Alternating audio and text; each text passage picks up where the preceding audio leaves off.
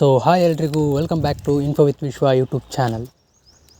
So ಇವತ್ತಿನ ನಾವು ಈ ವಿಡಿಯೋದಲ್ಲಿ KCET ಡಾಕ್ಯುಮೆಂಟ್ ವೆರಿಫಿಕೇಷನ್ ಹೇಗೆ ನಡೆಯುತ್ತೆ ಮತ್ತು KCET ಡಾಕ್ಯುಮೆಂಟ್ ವೆರಿಫಿಕೇಷನ್ಗೆ ಯಾವ್ಯಾವ ಥರ ಡಾಕ್ಯುಮೆಂಟ್ಸ್ ಬೇಕು ಅನ್ನೋದನ್ನು ನಾವು ಈ ವಿಡಿಯೋದಲ್ಲಿ ತಿಳ್ಕೊಳ್ಳೋಣ.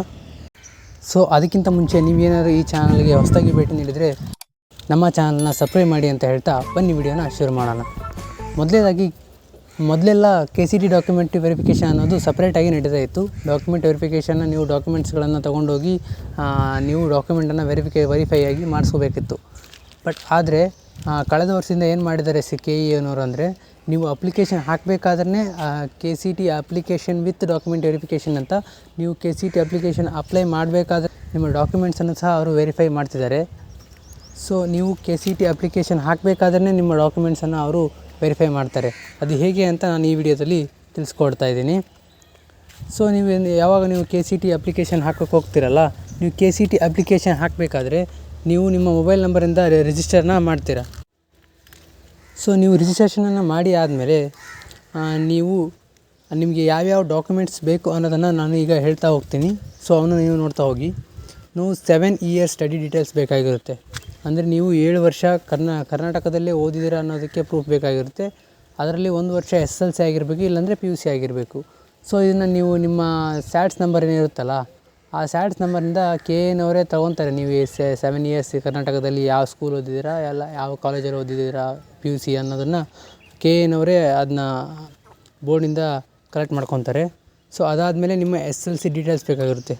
ಅಂದರೆ ನಿಮ್ಮ SSLC ಮಾರ್ಕ್ಸ್ ಕಾರ್ಡ್ ಮತ್ತು ನಿಮ್ಮ SSLC ರಿಜಿಸ್ಟ್ರೇಷನ್ ನಂಬರ್ ಇರುತ್ತಲ್ಲ, ಸೊ ಆ ನಂಬರ್ ಬೇಕಾಗಿರುತ್ತೆ. ಸೊ ನಿಮ್ಮ SSLC ಮಾರ್ಕ್ಸ್ ಕಾರ್ಡಿಂದ ಅವ್ರು ನಿಮ್ಮ ಡೇಟ್ ಆಫ್ ಬರ್ತ್, ಕ್ಯಾಂಡಿಡೇಟ್, ನಿಮ್ಮ ಡೀಟೇಲ್ಸ್, ನಿಮ್ಮ ಹೆಸರು, ನಿಮ್ಮ ತಂದೆ ತಾಯಿ ಹೆಸರು, ನಿಮ್ಮ ಊರ ಹೆಸರು, ನೀವು ಯಾವ ಸ್ಕೂಲಲ್ಲಿ ಓದಿದ್ದೀರಾ, ಅದೆಲ್ಲ ಡೀಟೇಲ್ಸ್ಗಳನ್ನು ಅವ್ರು ನಿಮ್ಮ SSLC ರಿಜಿಸ್ಟ್ರೇಷನ್ ನಂಬರ್ ಏನಿರುತ್ತಲ್ಲ ಅದರಿಂದನೇ ಅವರು ಕಲೆಕ್ಟ್ ಮಾಡ್ಕೊತಾರೆ.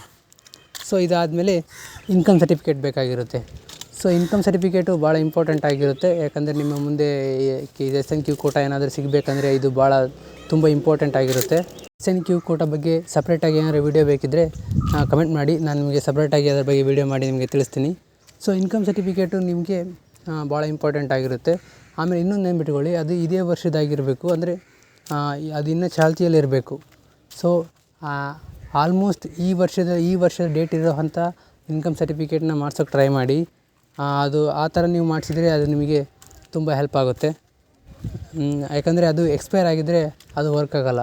ಸೊ ನಿಮ್ಮ ಈ ಇನ್ಕಮ್ ಸರ್ಟಿಫಿಕೇಟ್ ಏನು RD ನಂಬರ್ ಇರುತ್ತಲ್ಲ, ಆ RD ನಂಬರಿಂದ ಅವರು ವೆರಿಫೈ ಮಾಡ್ಕೊತಾರೆ. ಇದು ನಿಮ್ಮದು ಇನ್ಕಮ್ ಸರ್ಟಿಫಿಕೇಟ್, ನಿಮ್ಮ ಇನ್ಕಮ್ ಎಷ್ಟಿದೆ, ನಿಮ್ಮದು ಇನ್ಕಮ್ ಸರ್ಟಿಫಿಕೇಟಲ್ಲಿ RD ನಂಬರ್ ಏನು ಹಾಕಿರ್ತೀರಲ್ಲ ಅದ್ರ ಮುಖಾಂತರ ನಿಮ್ಮ ಡೀಟೇಲ್ಸನ್ನು ಅವರು ಕಂದಾಯ ಇಲಾಖೆ ಮೂಲಕ ವೆರಿಫೈಯನ್ನು ಮಾಡ್ತಾರೆ.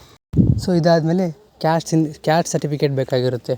ಈ ಕ್ಯಾಸ್ಟ್ ಸರ್ಟಿಫಿಕೇಟ್ ಸಹ ಅಷ್ಟೇ. ಇದ್ರ ಮೇಲಿಂದ ಇದ್ರ ಮೇಲೆ ಇರ್ತಕ್ಕಂಥ RD ನಂಬರಿಂದ ನಿಮ್ಮ ಕ್ಯಾಸ್ಟ್ನ ಡೀಟೇಲ್ಸ್ಗಳನ್ನು KEನವರು ವೆರಿಫೈ ಮಾಡ್ತಾರೆ. ಸೊ OBC ವಿದ್ಯಾರ್ಥಿಗಳಿಗೆ ಕ್ಯಾಸ್ಟ್ ಆ್ಯಂಡ್ ಇನ್ಕಮ್ ಒಂದೇ ಸರ್ಟಿಫಿಕೇಟ್ ಬರುತ್ತೆ. ಮತ್ತು SC ST ವಿದ್ಯಾರ್ಥಿಗಳಿಗೆ ಕ್ಯಾಸ್ಟ್ ಮತ್ತು ಇನ್ಕಮ್ ಬೇರೆ ಬೇರೆ ಸರ್ಟಿಫಿಕೇಟ್ ಇರುತ್ತೆ. ಸೊ ನೀವು ನೋಡ್ಕೊಳ್ಳಿ, ನಿಮ್ದು ಯಾವ ಥರ ಸರ್ಟಿಫಿಕೇಟ್ ಇದೆ ಅನ್ನೋದ್ರ ಮೇಲೆ ನೀವು RD ನಂಬರನ್ನು ನೀವು ಸಬ್ಮಿಟ್ ಮಾಡಬೇಕಾಗುತ್ತೆ. ಸೊ ಅದಾದಮೇಲೆ 371J ಸರ್ಟಿಫಿಕೇಟ್. ಯಾರಾದರೂ ಸ್ಟೂಡೆಂಟ್ಸು ನೀವು ಕಲ್ಯಾಣ ಕರ್ನಾಟಕ ಅಂದರೆ ಹೈದರಾಬಾದ್ ಕರ್ನಾಟಕ ಅಂದರೆ ರೇಂಜಲ್ಲಿ ಏನಾದರೂ ಬರ್ತಾಯಿದ್ರೆ ನೀವು 371J ಸರ್ಟಿಫಿಕೇಟನ್ನು ರೆಡಿ ಮಾಡ್ಕೋಬೇಕು. ಯಾಕಂದರೆ 371J ನಿಮಗೆ ತುಂಬ ಹೆಲ್ಪ್ ಆಗುತ್ತೆ. ಯಾಕಂದರೆ ಪ್ರತಿಯೊಂದು ಕಾಲೇಜುಗಳಲ್ಲೂ ಸಹ ಹೈದರಾಬಾದ್ ಕರ್ನಾಟಕಕ್ಕೆ ಅಂತಲೇ ಕೆಲವೊಂದು ಸೀಟ್ಸ್ಗಳನ್ನು ರಿಸರ್ವ್ ಮಾಡಿ ಇಟ್ಟಿರ್ತಾರೆ. ಸೊ ಹಾಗಾಗಿ ನಿಮಗೆ ಆ ಕೋಟಾದಲ್ಲಿ ಸೀಟ್ ಸಿಗುವಂಥ ಚಾನ್ಸಸ್ ತುಂಬ ಇರುತ್ತೆ. ಸೊ ಹಾಗಾಗಿ 371J ಸರ್ಟಿಫಿಕೇಟನ್ನು ನೀವು ಕಡ್ಡಾಯವಾಗಿ ಮಾಡಿಟ್ಕೋಬೇಕು. ಆಮೇಲೆ PH ಕೋಟಾ. ಅಂದರೆ ಈ PH ಕೋಟಾ ಅಂದರೆ ಏನಪ್ಪ ಅಂತ ನೋಡೋದಾದರೆ, ಇದು ಫಿಸಿಕಲಿ ಹ್ಯಾಂಡಿಕ್ಯಾಪ್ಟ್ ಇರೋಕ್ಕಂಥ ವಿದ್ಯಾರ್ಥಿಗಳು, ಆ ಥರದ ವಿದ್ಯಾರ್ಥಿಗಳು ಏನಿದ್ರೆ ನಿಮಗೆ ಸಂಬಂಧಪಟ್ಟಂಥ ನಿಮ್ಮ ಏನು ಡಾಕ್ಯುಮೆಂಟ್ಸ್ ಇರುತ್ತಲ್ಲ ಆ ಡಾಕ್ಯುಮೆಂಟ್ಸ್ಗಳನ್ನು ನೀವು ರೆಡಿ ಮಾಡ್ಕೊಂಡು ಇಟ್ಕೊಂಡಿರಬೇಕಾಗುತ್ತೆ. ಸೊ ಅದಾದಮೇಲೆ ಕನ್ನಡ ಮೀಡಿಯಮ್ ಅಥವಾ ರೂರಲ್ ಕೋಟಾ. ಈ ಕನ್ನಡ ಮೀಡಿಯಮ್ ಅಥವಾ ರೂರಲ್ ಕೋಟಾ ಅನ್ನೋದು ಏನಂತ ನೋಡೋದಾದರೆ, ಸೊ ನೀವು ಯಾವುದಾದ್ರೂ ವಿದ್ಯಾರ್ಥಿಗಳು 1ನೇ ತರಗತಿಯಿಂದ ಹಿಡಿದು 10ನೇ ತರಗತಿವರೆಗೂ ಕನ್ನಡ ಮೀಡಿಯಮ್ನಲ್ಲೇ ಸ್ಟಡಿ ಮಾಡಿದರೆ ನಿಮಗೆ ಕನ್ನಡ ಮೀಡಿಯಮ್ ಕೋಟಾ ಸಿಗುತ್ತೆ. ಸೊ ಏನಪ್ಪ ಇದು ಕನ್ನಡ ಮೀಡಿಯಮ್ ಕೋಟಾದ ಯೂಸ್ ಅಂತಂದರೆ, ಪ್ರತಿ ಕಾಲೇಜಲ್ಲೂ ಸಹ ಕನ್ನಡ ಮೀಡಿಯಮ್ಗೆ ಅಥವಾ ರೂರಲ್ ವಿದ್ಯಾರ್ಥಿಗಳಿಗೆ ಸೊ ನಿಮಗಂತಲೇ ರಿಸರ್ವ್ ಮಾಡಿ ಕೆಲವೊಂದು ಸೀಟ್ಗಳನ್ನು ಕಾಲೇಜ್ಗಳಲ್ಲಿ ರಿಸರ್ವ್ ಮಾಡಿ ಇಟ್ಟಿರ್ತಾರೆ. ಸೊ ಹಾಗಾಗಿ ಈ ಕನ್ನಡ ಮೀಡಿಯಮ್ ಅಥವಾ ರೂರಲ್ ಕೋಟಾ ನಿಮಗೆ ಡಾಕ್ಯುಮೆಂಟ್ಸ್ ನಿಮ್ಮ ಹತ್ರ ಇದ್ದರೆ ಅದು ನಿಮಗೆ ತುಂಬ ಹೆಲ್ಪ್ ಆಗುತ್ತೆ. ಸೊ ಇದಾದಮೇಲೆ ಸ್ಪೆಷಲ್ ಕ್ಯಾಟಗರಿ ಅಂತ ಬರುತ್ತೆ. ಸ್ಪೆಷಲ್ ಕ್ಯಾಟಗರಿ ಅಂದರೆ ನೀವು NCC, NSS ಅಥವಾ ಸ್ಪೋರ್ಟ್ಸ್ ಕ್ಯಾಟಗರಿ, ಈ ರೀತಿ ಹಲವಾರು ಕ್ಯಾಟಗರಿಗಳಿರುತ್ತೆ. ಈ ಕ್ಯಾಟಗರಿ ಮೂಲಕ ಸಹ ನಿಮಗೆ ಸ್ಪೆಷಲ್ ರಿಸರ್ವೇಷನ್ ಸಹ ನಿಮಗೆ ಸಿಗುತ್ತೆ. ಸೊ ಇವಿಷ್ಟು ಏನೇನು ಹೇಳ್ತಾ ಹೋದ್ನಲ್ಲ, ಇವೆಲ್ಲ ಡಾಕ್ಯುಮೆಂಟ್ಸ್ ನಿಮ್ಮ ಹತ್ರ ಅಪ್ಲಿಕೇಶನ್ ಹಾಕಬೇಕಾದ್ರೆ ರೆಡಿ ಇರಬೇಕು. ಯಾಕಂದರೆ ನೀವು ಅಪ್ಲಿಕೇಶನ್ ಹಾಕಬೇಕಾದ್ರೆ ಈ ಡಾಕ್ಯುಮೆಂಟ್ಸ್ನ ಅಪ್ಲೋಡ್ ಮಾಡೋಕ್ಕೆ ಕೇಳ್ತಾರೆ ನಿಮಗೆ. ಸೊ ನೀವು ಅಪ್ಲಿಕೇಶನ್ ಹಾಕಬೇಕಾದ್ರೆ ಈ ಡಾಕ್ಯುಮೆಂಟ್ನ ಅಪ್ಲೋಡ್ ಮಾಡಿದರೆ ನಿಮ್ಮ ಡಾಕ್ಯುಮೆಂಟ್ಸನ್ನು ಅವರು ವೆರಿಫೈ ಮಾಡ್ತಾರೆ. ಸೊ ಈ ರೀತಿ ನಿಮ್ಮ KCET ಅಪ್ಲಿಕೇಶನ್ ಹಾಕೋದ್ರ ಜೊತೆಗೆ ನಿಮ್ಮ KCET ಡಾಕ್ಯುಮೆಂಟ್ ವೆರಿಫಿಕೇಷನ್ ಸಹ ಆಗೋಗುತ್ತೆ.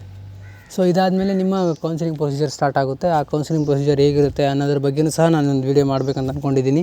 ಸೊ ನಿಮಗೇನಾದರೂ KCET ಸಂಬಂಧಪಟ್ಟಂತೆ ಅಥವಾ ನೀಟ್ ಸಂಬಂಧಪಟ್ಟಂತೆ KCET ಡಾಕ್ಯುಮೆಂಟ್ ವೆರಿಫಿಕೇಷನ್ಗೆ ಸಂಬಂಧಪಟ್ಟಂತೆ ಅಥವಾ KCET ಕೌನ್ಸಿಲಿಂಗ್ ಸಂಬಂಧಪಟ್ಟಂತೆ ಏನಾದರೂ ನಿಮಗೆ ಡೌಟ್ಸ್ ಇದ್ದರೆ ಕಮೆಂಟ್ ಸೆಕ್ಷನಲ್ಲಿ ಕಮೆಂಟ್ ಮಾಡಿ. ನಾನು ನಿಮ್ಮ ಡೌಟ್ಸನ್ನು ಕ್ಲಿಯರ್ ಮಾಡೋದಕ್ಕೆ ಪ್ರಯತ್ನ ಪಡ್ತೀನಿ. So thank you.